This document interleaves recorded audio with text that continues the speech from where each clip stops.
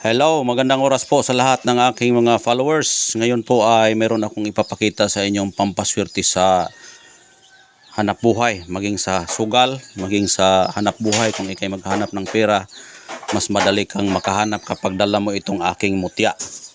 Pero bago ko sisimulan itong aking kwento, yung mga baguhan po, huwag makalimot na mag-subscribe, mag-like at mag-share para palagi din po kayong maka-update sa susunod kong mga upload dito sa aking YouTube channel. Ngayon po, ito po ay isa sa pinakamagandang pampaswerte, maging sa sugal man o maging sa trabaho o kahit nga sa sa mga trouble, pamproteksyon. Isa-isahin ko ito pagbasa at ito ang kailangan yung dalhin kung kailangan yung mga pampaswerte at pamproteksyon. Ito po ay isa sa pinakamagandang mutya sa tubig na nagbibigay buhay sa ating hanap buhay at isa din ito sa panipas sa mga kalaban. Kung ikaw may kalaban, ikay maghahanap ng butas upang ikaw ay maka-eskapo kung saan ka ikaw ay mag-i-eskapo. Kung ikaw naman ay isa sa maraming mga malas, ito ay pampaswerte dahil ito po ay mutya sa tubig na kahit ito'y ipasok mo kung saan ito'y ilagay, ito'y lalabas at lalabas talaga ito, maghahanap siya ng butas. Kaya ito ang pinakamagandang pampaswerte at pamproteksyon itong mutya sa tubig. At ito rin ay isa sa pinakamagandang mutya ng ahas na ito'y nakukuha mismo sa ulo ng ahas. Sa ulo ito ng ahas na kukuha. At ang pangalan ng ahas nito, ito'y isang king cobra na ito po yung ulo at ito po yung bato dito. Ito po ay nakakabit sa bato, sa ulo ng ahas itong bato na ito. Pero nakuha ko ito dahil mayroon ahas dito sa amin na nahuli ng mga kapitbahay namin at pinatay nila. At pagkamatay po, sinuri ko po yung ulo dahil may bukol. Pag open ko po yung sa kanyang ulo at ito po ang aking nakukuhang bato. Ayan. O ngayon po ay continue natin. Ito ay nakikita sa ulo ng ahas na nakuha sa aming kapitbahay at ito ay aking natuklasan na nakikita na nabubukol ito sa kanyang ulo at ito ay aking kinuha sa pamagitan ng kutsilyo at yan po ay lumabas sa ulo. Ayan. Ang trabong ko ng ahas ay maganda yan siya sa sugal, pampaswerte at pamproteksyon. Ayan. Nagdadala ng swerte yung ahas. Ayan. Yung mga ahas nagdadala ng sumpa sa mga kulang barang daot at taga-iwas sa mga taong masasama. Ito. Yung ahas. At ito naman yung na-vlog ko na ito dati. Pinaghalo ko itong tatlo para ito ang gagawin yung pampaswerte sa sugal. Ito ay pampaswerte sa sugal na tagusang bato na ito'y silipin mo lang dito sa butas, makikita mo yung manok na walang ulo. Yung walang ulo, doon ka magposta sa may ulo para ikaw ay makakita ng swerte. Dahil kapag walang ulo, ibig sabihin talo po yan. Kapag may ulo, yun ang panalo. Yan. Ihalo mo lang itong 3 piraso, tapos magpunta ka sa sugalan kung gusto mong manugal. Pero hindi ko kayo tinuruan na magsugal. Ito'y gabay lamang po ito. Gabay lamang po ito dahil dito sa ibabaw ng lupa naghahanap tayo ng swerte. Habang tayo'y nabubuhay, naghahanap tayo ng swerte upang tayo ay mabuhay.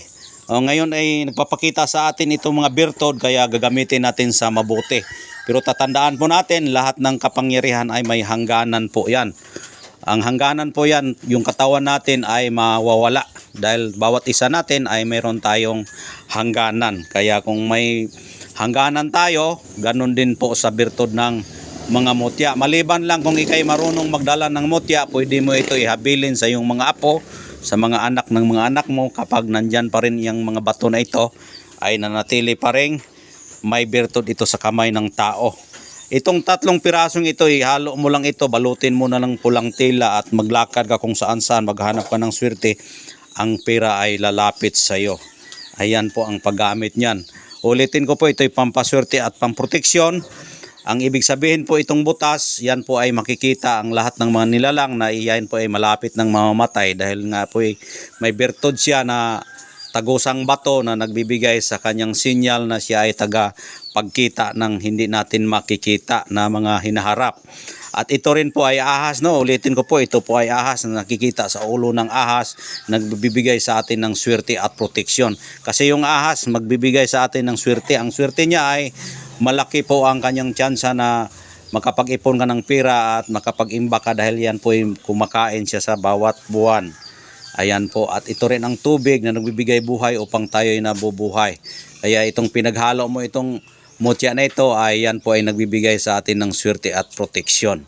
Ayan, balutin mo lang ito ng pulang tela, maghanap ka ng pera, ang pera ay maglalapit sa iyo. Ayun, hindi ka na mawala ng pera at huwag lang tayo manloko para tayo po ay manatiling ligtas ang ating buhay. Kaya kung mayroon tayo niyan, gamitin lang natin sa mabuti, hindi natin gamitin sa masama para tayo ay tatagal sa ibabaw ng lupa. O ganun lang po ang paggamit sa mga birtod-birtod na ating nakikita sa kalikasan, dahil bawat kalikasan na ating makikita na may mga kakaibang mga anyo dahil sa birtod ng gawa ng kalikasan, dahil nga po ang nagawa po niyan ay kalikasan. Siya po ay nagmimensahe po yan na kung ano ang dapat gawin natin, ano ang pwedeng gawin, dahil ang nagbibigay po niyan mensahe sa espiritu. Dahil ito po ay mensahe ng espiritu. Ito hindi gawa ng tao, gawa ito ng espiritu. Ayan, nagform yan sa pamagitan ng tubo ng espiritu. At ito rin ay tinatawag na espiritu din dahil yan po ay minerals na galing sa kalikasan. Lahat po yan ay may mga espiritu. Kaya kung anong mga ugali ng espiritu niyan ay yan po ang ating, kung dala natin yung espiritong mutya niyan, yan po ay ating masusunod. Dahil hindi tayo pwede na hindi tayo susunod. Dahil kapag dala natin yan, ang espiritu nagdadala sa atin.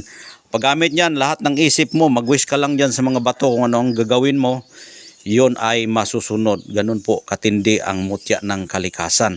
Dahil ang kalikasan po ay hindi na yan kailangan ng dasalan, hindi na kailangan ng orasyon, hindi na kailangan kung ano ang gagawin mo.